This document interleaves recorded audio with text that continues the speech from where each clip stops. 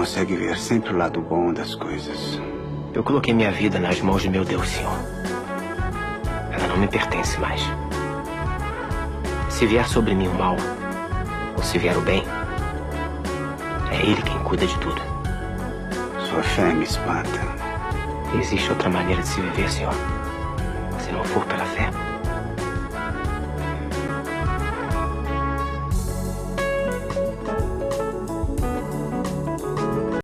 Um outro filho mais novo que é chamado Benjamim, que era do mesmo sangue, não era um meu irmão, mas era do mesmo sangue que José.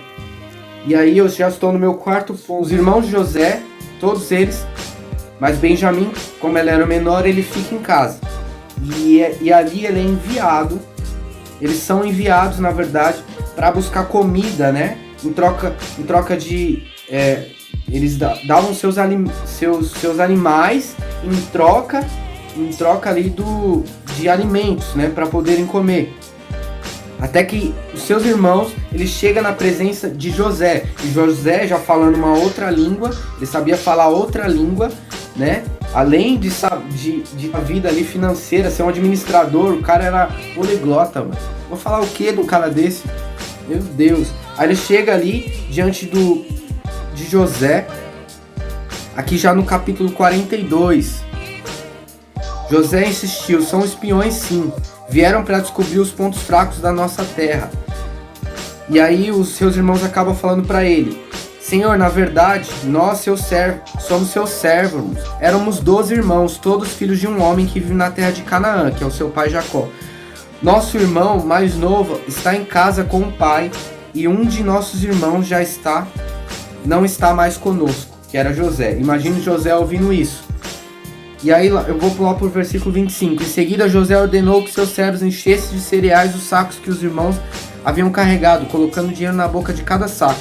Também mandou que lhe dessem mantimento para a viagem, e assim fizeram. Os irmãos colocaram os sacos de cereal sobre seus jumentos e partiram de volta para casa. Enfim, e aqui continua a história.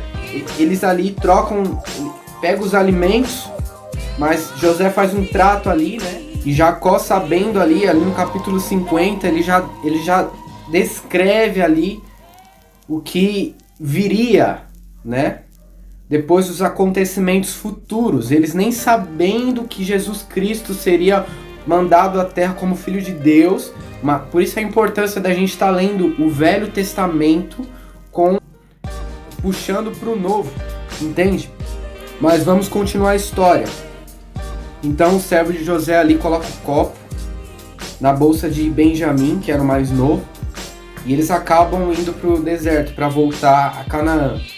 Só que um dos seus soldados vão atrás deles depois e acabam investigando cada um para ver aonde estava o copo. Mas na verdade isso foi tudo tramado por José. Então, depois que eles voltam novamente para explicar o que aconteceu, Judá se posiciona e fala, com medo, acaba falando: Deus, nós estamos sendo castigados pela maldade que fizemos. Então, José ali, né, ele faz ali uma negociação. Ele começou a encrencar ali, a endurecer ali com os seus irmãos, porque ele sabia que eles eram os seus irmãos. Então eu acredito que ele tem um discernimento ali como governador, né? E como também homem de Deus. E ali ele segura um dos seus irmãos e fala que quando eles voltassem era para trazer Benjamim. Imagine Jacó quando ele ouviu isso. E o seu outro irmão, que o faraó, na verdade, o governador do Egito queria vê-lo, né? Em tempo de grande seca e Jacó, acho que debilitado por já ter perdido José, um dos seus preferidos. Eu penso comigo que Jacó ele ficou muito estremecido, mas depois, quando acabam os alimentos, né? De novo, ele ali junta o melhor da terra de Canaã, né? Comida, enfim, várias coisas, animais, e acabam levando novamente voltando com Benjamim e se colocam de novo na posição, né, de servos. Só que aí José ele acaba fazendo um banquete. Acontece toda uma história, né, anteriormente, que ele devolve todo o dinheiro, na verdade tudo que ele recebeu ali, por ele saber que eles são da família, ele devolve o dinheiro para os seus irmãos e eles acham que é loucura, mas depois quando eles voltam para pegar comida de novo, eles acabam falando ali para um dos servos de José que realmente eles na intenção deles não era pegar dinheiro, mas o servo de José, sabendo de toda a história, intermediando isso, acaba falando, não, isso é o Deus do seu pai, isso aí é com Deus do seu pai, fica tranquilo que esse dinheiro, foi o Deus do seu pai que devolveram a vocês, mas na verdade foi todo um planejamento de José no final das contas. Aí depois aqui, já estou no capítulo 43, no final fala que ele faz um banquete, junto com todos os seus irmãos, e com Benjamim, só que o prato de Benjamim era o maior, né? E aqui continua, só que depois, quando ele despede os seus irmãos, ele esconde o copo, ele manda um dos seus servos, José manda um dos seus servos esconder o copo dentro do saco de Benjamim. Então Rúben e Judá eram um dos pecadores ali dos irmãos, tanto que na bênção final ele acaba aquilo que Rúben plantou, ele colheu diante de Jacó, que Jacó ele era um pai, ele abençoa todos os filhos ali, mas diante de Rúben, que era o mais velho, ele acaba só dizendo aquilo que ele o fez e acaba, como uma voz profética de Jacó, ele acaba amaldiçoando, entre aspas, a vida de Rúben. Mas eu percebo na história que Rúben, por ser o mais velho, sempre ia para frente, sempre tinha a responsabilidade de tentar não fazer com que os seus irmãos fizessem besteira. E Judá também. Judá, ele é da descendência, né, de Jesus. Então, sobre a história que aconteceu com José, né, que eles falaram pro seu pai quando ele estava lá apacentando as ovelhas, quando José foi ao seu encontro lá no começo, quando eles voltaram para casa sem José, quando eles acabaram vendendo ali por 20 moedas de prata, eles acabaram falando que para o seu pai Jacó, que ele tinha sido despedaçado por um animal. Então pensa comigo, como tudo isso na cabeça de José, o que gerou, o tanto de sequela que gerou na cabeça de José. José, eu tenho com certeza, com toda certeza, ele estava muito por dentro, angustiado, porque ele queria se mostrar, queria mostrar sua identidade, mas ele fica também com receio de tudo isso que eles achariam.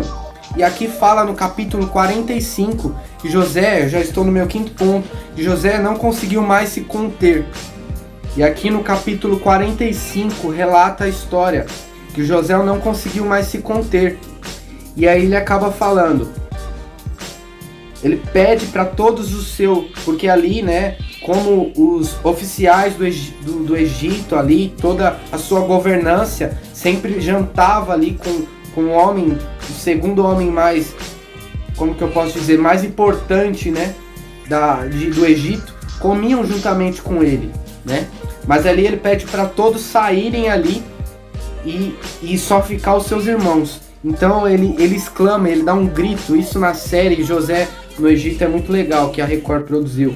E ele acaba falando, José, ele começa a chorar. E aí aqui no capítulo 4, no ponto B, fala, porque ele chorou tão alto, mas tão alto que os egípcios o ouviram e logo a notícia chegou ao faraó. E aí ele acaba falando, exclamando aqui no versículo 3, sou eu, José, disse aos seus irmãos, meu pai ainda está vivo? Mas seus irmãos ficaram espantados por saber disso. Imagine José falando isso para os seus irmãos depois de anos, depois de quantos anos que eu falei? Depois de 13 anos para mais, né? Que ele com isso no coração, Enfim, aí acontece várias situações depois. Ele chora de alegria, ele abraça seu irmão, seu total irmão, não meio irmão, e acaba ali, sabe, se alegrando ali com os seus outros irmãos. Mas ao decorrer da história, né, Jacó vai até o faraó, por ser muito amigo ali de José, por tudo que José conquistou, por tudo que José fez ali. Jacó, ele vai até faraó, e faraó pede, né, e fala que é para o seu pai vir até o Egito, que ele ia dar o do melhor da terra ali para a família ali de José. E realmente foi isso que aconteceu, né? José, ele continua ali durante a fome administrando tudo que ele tinha que administrar.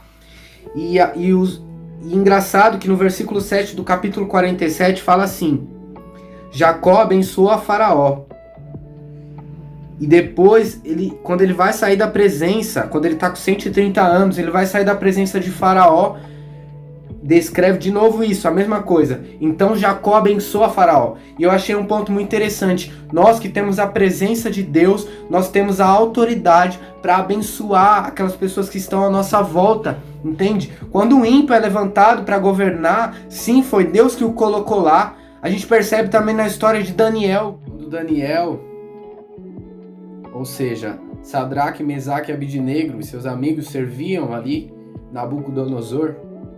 Pensa comigo, eles serviam Nabucodonosor, né? Enfim, mas eu quero focar na história de José. Se você quer que eu fale sobre Daniel, deixa um comentário aqui embaixo, tá bom? Mas vamos lá. Continuando, Jacó abençoa Manassés e Efraim. Enfim, ele acaba abençoando o menor, e o menor acaba se tornando ali maior diante do seu irmão mais velho, que simbolizava Jesus.